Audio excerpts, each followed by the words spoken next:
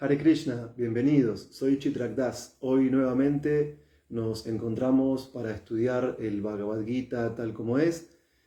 En este encuentro, el capítulo 13, la naturaleza, el disfrutador y la conciencia, el texto 21. En primer lugar, vamos a cantar Jayo Radha Madhava, luego vamos a leer el capítulo y el texto previamente mencionado. Vamos a dar un espacio a comentarios y finalmente el encuentro de la parte de preguntas. Jaya Radha Madhava Kunja Vihari Jaya Radha Madhava Kunja Vihari Gopi Jana Vallabha Girivaradari Gopijana Vallabha Girivaradari Yashodanandana Braja Janaranjana Yashodanandana Braja Janaranjana Jamunatira Vanachari Jamunatira Banachari Jaya Radha Madhava Kunja Vihari Jaya Radha Madhava Kunja Vihari Gopijana Vallabha Girivaradari Gopijana Vallabha Girivaradari Yashodanandana Vraja Janaranjana Yashodanandana Vraja Janaranjana Jamunatira Vanachari Jamunatira Vanachari Jaya Radha Madhava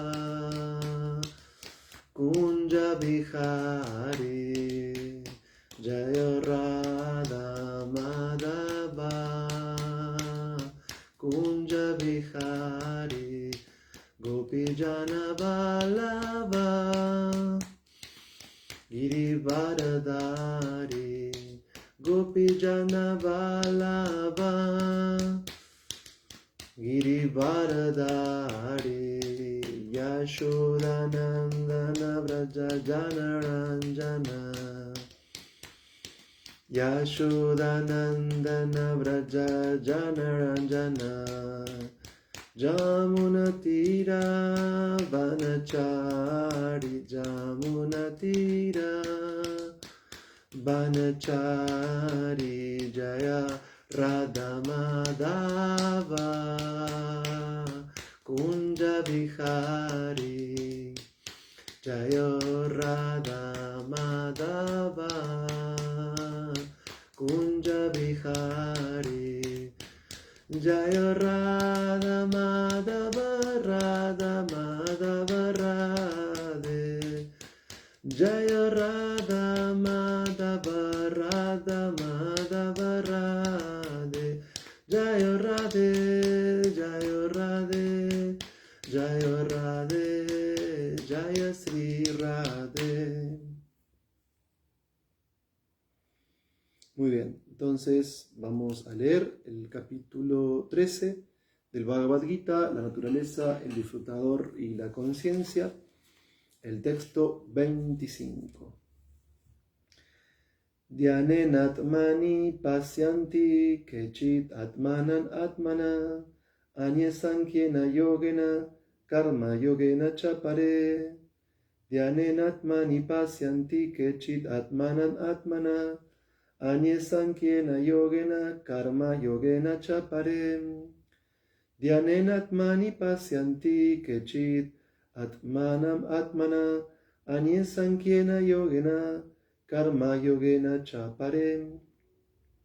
Algunos perciben a través de la meditación a la superalma que se encuentra dentro de ellos, otros a través del cultivo de conocimiento y aún otros a través del trabajo sin deseo fruitivo, significado por Srila Prabhupada.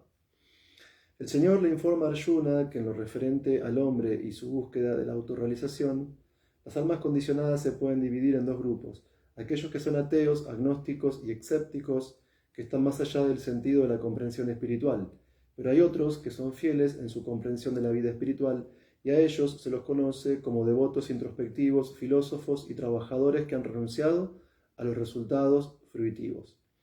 Aquellos que siempre tratan de establecer la doctrina del monismo también se los cuenta entre los ateos y agnósticos. En otras palabras, solo los devotos de la Suprema Personalidad de Dios son verdaderamente aptos para el entendimiento espiritual, porque ellos entienden que más allá de esta naturaleza material se encuentra el mundo espiritual y la Suprema Personalidad de Dios, quien se expande como Paramatma, la superalma que está en todos, la divinidad omnipresente.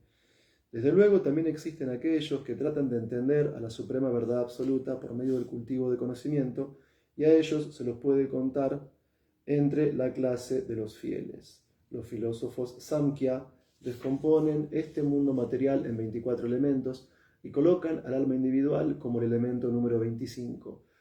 Cuando ellos sean capaces de entender que la naturaleza del alma espiritual es trascendental a los elementos materiales, también serán capaces de entender que por encima del alma individual se encuentra la superalma, la Suprema Personalidad de Dios. Él es el 26º elemento. Así pues, gradualmente, ellos también llegan al plano del servicio devocional con conciencia de Krishna. Aquellos que trabajan sin resultados fruitivos también tienen una actitud perfecta. A ellos se les da la oportunidad de avanzar hasta el plano del servicio devocional con conciencia de Krishna. Aquí se afirma que hay cierta gente que tiene la conciencia pura y que trata de encontrar a la superalma por medio de la meditación. Y cuando ellos descubren a la superalma dentro de sí mismos, se sitúan en el plano trascendental. De igual modo, hay otros que también tratan de entender al alma suprema mediante el cultivo de conocimiento. Y hay otros que cultivan el sistema de Hatha Yoga y tratan de satisfacer a la Suprema Personalidad de Dios por medio de actividades infantiles. Dhyanena atmani pasyanti kechit atmanam atmana anye sankyena yogena karma yogena chapare.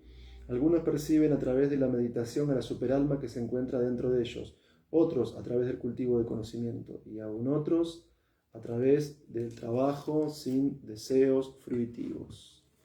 Namah Vishnu Padaya Krishna Prestaya Bhutale Srimate Hanumat Prasad Swaminiti Namine Vanchakalpatarubhyascha Kripa Sindhuvya Evacha Patitanam Pavanebhyo Vaishnavebhyo Namo Namaha. Muy bien. En términos generales, y para utilizar un lenguaje aproximado y medianamente conocido por el público occidental, podemos decir que el Bhagavad Gita, tal como es un texto filosófico y a la vez religioso. ¿Por qué hago esta aclaración? Porque filosofía y religión son dos palabras propias del lenguaje de esta parte del mundo, y que en realidad no son suficientes para poder explicar adecuadamente cuál es la materia del Bhagavad Gita. En sí, el Bhagavad Gita es una obra que propone o que expone el Dharma supremo, el Sanatan Dharma, es decir, la actividad esencial del ser viviente. Pero como esta palabra Dharma o Sanatan Dharma son términos sánscritos, el sánscrito no es una lengua conocida por el común de la gente en el mundo occidental.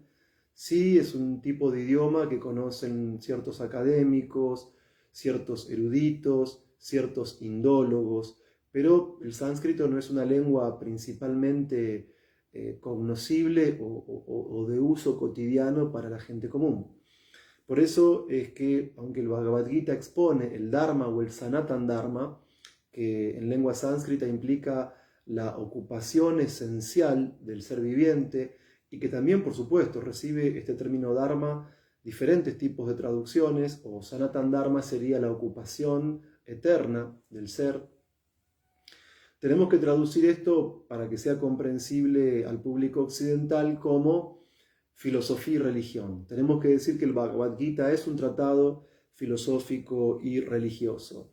Tal vez al encontrarnos con este texto que es tan amplio, tiene 700 shlokas en sánscrito y además es un texto muy voluminoso con toda la gran cantidad de comentarios que nos ha dado su divina gracia Seva Bhaktivedanta Swami Prabhupada. Uno, al leer por primera vez el Bhagavad Gita, ante tanta cantidad de textos en sánscrito, con sus correspondientes traducciones, con sus correspondientes significados, uno se podría plantear si es que inicia por primera vez una lectura del Gita. Uno podría plantearse cuáles son las nociones centrales de esta obra. Y básicamente hay 5 categorías fundamentales que son en lengua sánscrita Ishvara, Shiva, Karma, Kala y Prakriti.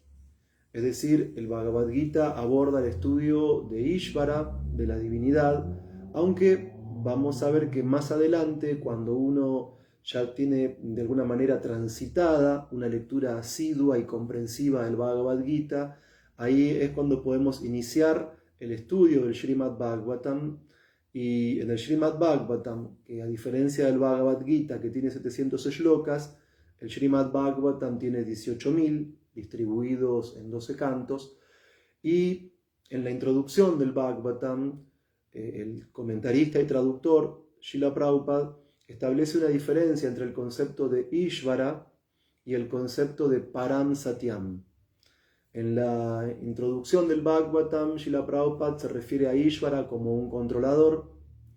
En la introducción del Srimad Bhagavatam, Srila Prabhupada dice que el Ishvara o el controlador siempre tiene un carácter personal, pero que hay una multiplicidad de Ishvaras, es decir, de divinidades secundarias, o lo que siempre usualmente se utiliza para traducir este término es semidioses.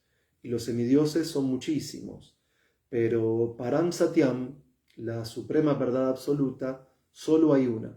Mientras que hay muchísimos semidioses, son más de 30 millones, y los semidioses tienen a cargo diferentes aspectos administrativos en los diferentes universos materiales, la suprema verdad absoluta es solo una y posee 3 aspectos. Es decir, la suprema verdad absoluta se manifiesta para las personas de mentalidad filosófica simultáneamente como Brahman, Paramatma y Bhagavan. Pero el punto es que, al menos en el Bhagavad Gita, cuando decimos que a través de sus 700 textos hay 5 categorías centrales y una de ellas es Ishvara, si bien hay una diferencia en la introducción del Bhagavatam entre Ishvara y Param Satyam, aún así en el Bhagavad Gita el término Ishvara se utiliza para referirse no a los semidioses secundarios, sino específicamente a la suprema personalidad de Dios.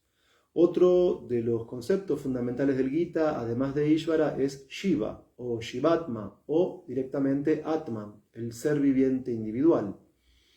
También nos encontramos con el término Prakriti, que es la naturaleza material, el mundo que nos rodea, el mundo físico.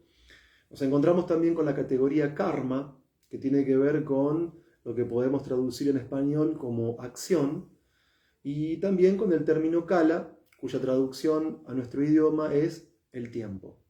Entonces, la divinidad, el ser individual, la naturaleza, la acción y el tiempo son los 5 conceptos centrales que se estudian en el Bhagavad Gita, y a esos 5 conceptos se los desarrolla a través de los 18 capítulos del Gita desde diferentes perspectivas de análisis, dando así una extensión total de los aproximadamente 700 textos que componen esta obra en lengua sánscrita. Este diálogo que se dio hace más de 5.000 años en la batalla de Kurukshetra entre Krishna y Arjuna. En el encuentro de hoy, específicamente, si analizamos la traducción del texto 25 del capítulo 13, se pone especial énfasis en una palabra en particular, la superalma, Paramatma. Ahora, para poder comprender adecuadamente la filosofía que sustenta la comprensión adecuada del concepto Paramatma, es que tenemos que esbozar y desarrollar todo un marco general que permita establecer un sentido para analizar en particular el concepto Paramatma. Y básicamente quisiera centrarme en dos ejes. Número uno, en el significado encontramos la expresión mundo espiritual y por otro lado encontramos la expresión mundo material. Básicamente el significado no desarrolla estas dos expresiones porque el punto de análisis es otro, pero sí vamos a remitirnos al conocimiento presente en el Srimad Bhagavatam para poder analizar introductoriamente estas dos expresiones y ahí dejar sentado el marco para entender a qué nos referimos con el término sánscrito Paramatma. Entonces, si nosotros nos situamos en el análisis de la realidad que efectúa el Srimad Bhagavatam, nos encontramos con dos aspectos de la misma. Por un lado, una realidad espiritual que es eterna y por otro lado, una realidad material que es temporal. Esto nos lleva a desplazar nuestra lectura a dos ejes de análisis. Por un lado, lo que se denomina Vaikunta. Vaikunta, según la filosofía del Srimad Bhagavatam, es la realidad espiritual. La palabra Vaikunta en sánscrito significa sin ansiedad, pero además, cuando nos referimos a Vaikunta, generalmente esa palabra se utiliza dentro de la expresión planetas Vaikunta, porque el mundo espiritual no es impersonal, sino que el mundo espiritual tiene variedad, pero variedad espiritual. Es decir, en el mundo espiritual nos encontramos con diferentes planetas Vaikuntas, y de todos los planetas espirituales que hay en Vaikunta, el más elevado es Krishna Loka. Krishna Loka, a su vez, está compuesto por tres tipos de esferas, que es Dwarka, Mathura y Vrindavan. Quiero detenerme en Vrindavan porque es en este aspecto del mundo espiritual, en este aspecto que es el más elevado de todos los planetas Vaikunta, donde se manifiesta el punto originario tanto de lo espiritual como de lo material. Es decir, en Vrindavan o en Goloka Vrindavan se manifiesta Krishna. Krishna es, según el Bhagavad Gita y el Srimad Bhagavatam y el resto de la literatura védica, Krishna es el Brahman supremo, Krishna es la suprema personalidad de Dios, Krishna es el origen de los mundos materiales y su forma es eterna, plena en conocimiento y bienaventuranza. Tal como plantea el primer shloka del Srimad Bhagavatam, Krishna es la causa de todo, Krishna no tiene causa y por eso Krishna es supremamente independiente, porque para su existencia no depende de otro ser. Todos los seres son relativos, porque para existir dependen de alguien que les da origen. Pero Krishna, al no tener causa y ser la causa de todo, es completamente independiente. Y como Él está directa e indirectamente consciente de todo, es omnisapiente y además es el maestro original del conocimiento védico. Y Krishna disfruta de sus actividades eternas en Goloka Vrindavan con los gopas y con las gopis. Pero específicamente Krishna produce una primera expansión de sí mismo que es Balaram. En cuanto al aspecto físico, en cuanto a la forma, y digo físico en sentido espiritual, en cuanto a la forma, Krishna y Balaram externamente son idénticos. No hay diferencia entre Krishna y Balaram, excepto que el cuerpo de Balaram es mucho más blanco que el cuerpo de Krishna. Porque cuando leemos las Shastras, encontramos referencia a que el cuerpo de Krishna es del color de la nube cargada de lluvia. Es decir, es un color básicamente oscuro. Mientras que el cuerpo de Balaram, aunque externamente es idéntico a Krishna, el color de su piel es mucho más clara, es mucho más blanca. Ahora, tenemos que detenernos en la personalidad de Balaram porque él es fundamental tanto como sustentador de los mundos materiales como de los mundos espirituales. Porque a partir de Balaram surgen un conjunto de expansiones plenarias denominadas Vishnu Tattva, que son expansiones que se encuentran al nivel de la suprema personalidad de Dios. Y dentro de este tipo de expansiones nos encontramos con las que se denominan en el Srimad Bhagavatam Chaturvyuha o expansiones cuádruples. Técnicamente hablando, Vasudev, Sankarshan, Pradyumna y Aniruddha. Entonces, de estas expansiones cuádruples, que originariamente tienen como principio a Balaram, surgen otras expansiones cuádruples, y algunas de estas expansiones, como Mahasankarshan, se ocupan de ser los sustentadores de los diversos mundos espirituales que hay en Vaikunta. Ahora bien, se llega a un punto en que con esto damos una introducción a la realidad del mundo espiritual, pero nos falta poder explicar el surgimiento de los mundos materiales y el lugar que ocupa Paramatma o la superalma dentro de los mismos. Entonces, para dar origen a los mundos materiales, nos encontramos con expansiones de las expansiones Vishnu Tattva denominadas Purusha Avatar. Dentro de estos Purusha Avatar hay 3 que son las principales. Número 1, nos encontramos con Mahavishnu. Mahavishnu es una forma de la Suprema Personalidad de Dios que en algún punto se recuesta sobre el océano causal y él lleva a cabo su sueño trascendental denominado Yoga Nidra, y desde los poros de Mahavishnu surgen los universos materiales. Es decir, de Mahavishnu se produce el Mahat Tattva, que es el punto a partir del cual va a desplegarse desde lo sutil hacia lo burdo los diferentes elementos que integran en sentido sutil y burdo las formas corpóreas, las formas físicas de la multiplicidad de mundos materiales que emanan de los poros de Mahavishnu. Y también Vishnu es aquel que inyecta a las entidades vivientes, a las Shivas, a las Shivatmas, a las entidades vivientes condicionadas dentro de la multiplicidad de mundos materiales que se despliegan en los universos materiales.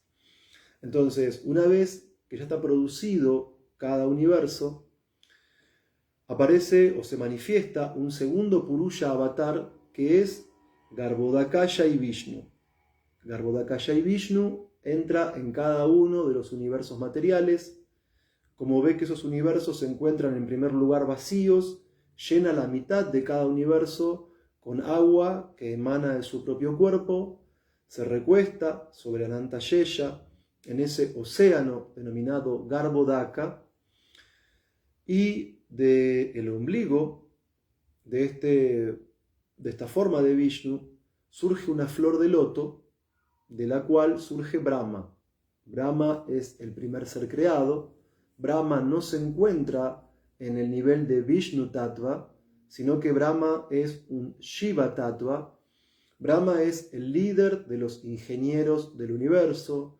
Brahma es el líder de los diferentes devas o semidioses que ejecutan actividades de control y administración de las diferentes funciones cósmicas, y en el tallo de esta flor de loto se encuentran situados los 3 sistemas planetarios que son conjuntos de dvipas, de islas o planetas de cada universo material. El punto es que una vez que Brahma, junto con los Prajapatis y con los semidioses, van de alguna manera dando lugar a las diferentes especies y a las diferentes formas de vida que hay en el mundo material, en las que las almas individuales que Mahavishnu insertó dentro de los mundos materiales adquieren un cuerpo debido a su karma para continuar con sus actividades. También acá aparece un tercer Purusha Avatar que es Kshirodakaya Vishnu. Kshirodakaya Vishnu es técnicamente la superalma.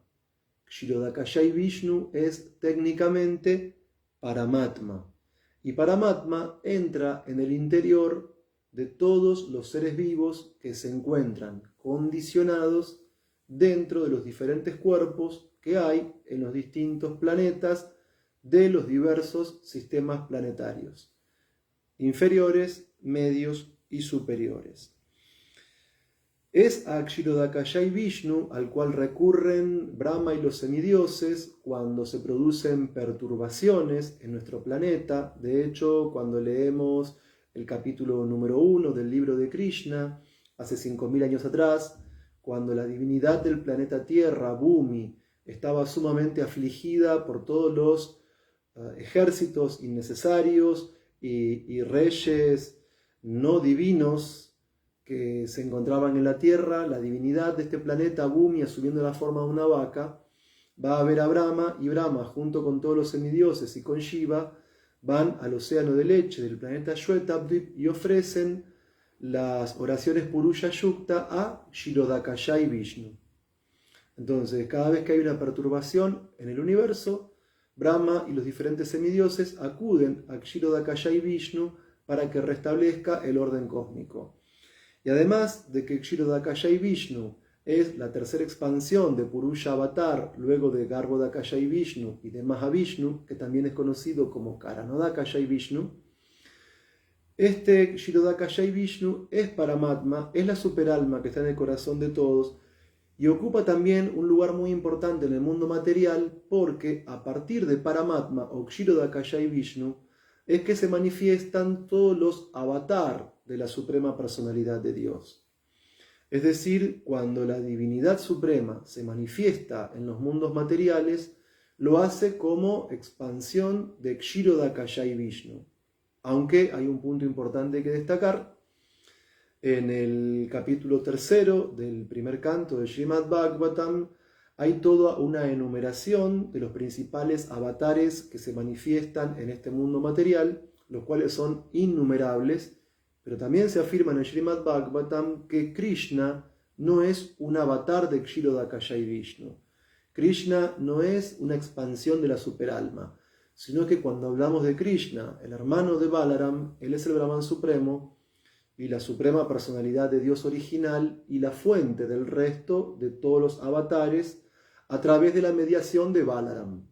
Y de Balaram nos encontramos con los Vishnu Tattvas, con los Chaturvyuha, con los Purusha Avatar, Mahavishnu, Garbhodakashai Vishnu y Kshirodakashai Vishnu. Ahora, como el alma espiritual y Paramatma no son materiales y son seres eternos, sería filosóficamente hablando un error pensar que Paramatma y el alma individual son uno y lo mismo, sino que, por un lado, las almas individuales que le dan vida a estos cuerpos materiales dentro del mundo fenoménico son almas condicionadas, es decir, son almas que están atrapadas por la ilusión, es decir, somos almas que no recordamos nuestra identidad espiritual, que nos identificamos con el cuerpo material que es temporal, llevamos a cabo actividades materiales, eso produce un karma y quedamos atadas a la reencarnación de un cuerpo a otro.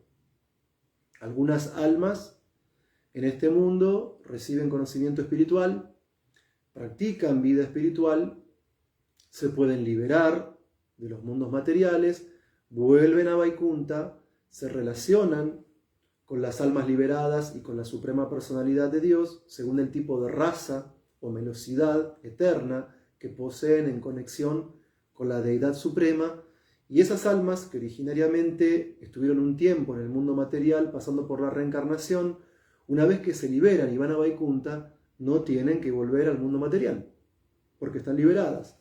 En cambio, las almas que estamos identificadas con el cuerpo, que llevamos actividades materiales, que olvidamos nuestra identidad espiritual, que olvidamos el avance espiritual y que estamos atrapadas por la ilusión y reencarnando de un cuerpo a otro, seguimos en el mundo material, en el ciclo del samsara, hasta que el mundo se vuelve inmanifiesto. Nosotras, las almas condicionadas, reingresamos al Mahatattva, quedamos en estado latente dentro del Mahatattva, hasta que Mahavishnu vuelve a liberar la materia y las almas para que cíclicamente se manifiesten los múltiples mundos materiales.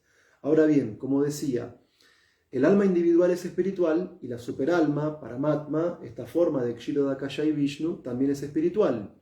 Pero el alma individual y Paramatma no son totalmente idénticas, porque Paramatma, A diferencia de nosotras, las almas que estamos condicionadas, Paramatma siempre se encuentra liberado. Es decir, Paramatma tiene una forma que es eterna, plena en conocimiento y en bienaventuranza. Paramatma nunca olvida quién es. Paramatma nunca tiene un cuerpo material.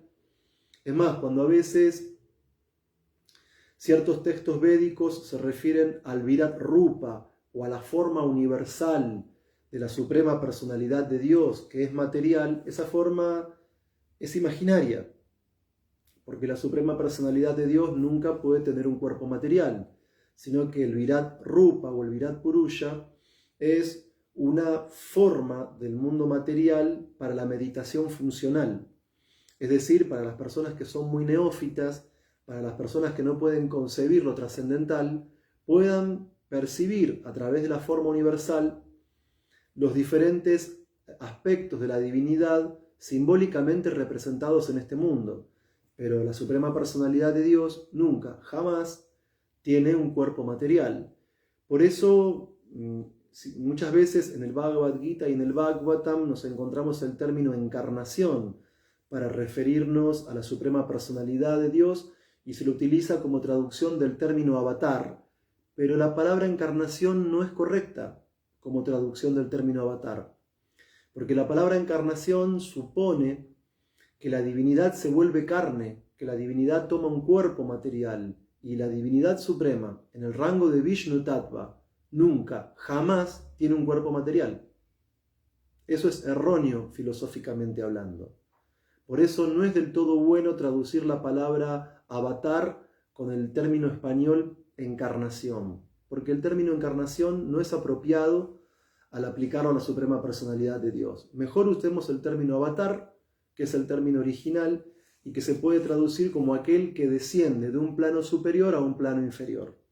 La terminología sánscrita es mucho más apropiada y mucho más precisa para expresar los fundamentos de nuestra filosofía Vaishnava. Entonces, como decía previamente, el alma individual en este mundo material olvida quién es y por eso queda condicionada, ejecuta actividades materiales y reencarna en el ciclo del nacimiento y la muerte. Pero Paramatma, la superalma, siempre es consciente de sí mismo, porque es eterno, pleno en conocimiento y bienaventuranza. Por eso es que Paramatma se encuentra completa y eternamente liberado. Mientras que nosotras, las almas individuales, tenemos que seguir algún proceso de vida espiritual para poder volvernos conscientes de nuestra identidad eterna, Paramatma no tiene que practicar ningún sacrificio, ninguna caridad, ningún yoga, ninguna meditación, porque Paramatma, la superalma, está eternamente liberado. Paramatma se encuentra en el corazón de cada uno de nosotros y Él nos provee del recuerdo, del conocimiento y del olvido. Y además, Paramatma es quien nos acompaña cuando el alma espiritual deja el cuerpo material al momento de la muerte y es transportada por el cuerpo sutil, siguiendo un cierto proceso intermedio hasta que llega a su próximo cuerpo material. Paramatma es quien garantiza la corrección del proceso de reencarnación. Paramatma es aquel que en forma del tiempo, en forma de Ishvara, de controlador, pero no de controlador como un semidios, sino de controlador como la suprema personalidad de Dios, Paramatma asigna el resultado de karma a cada uno de nosotros con absoluta exactitud.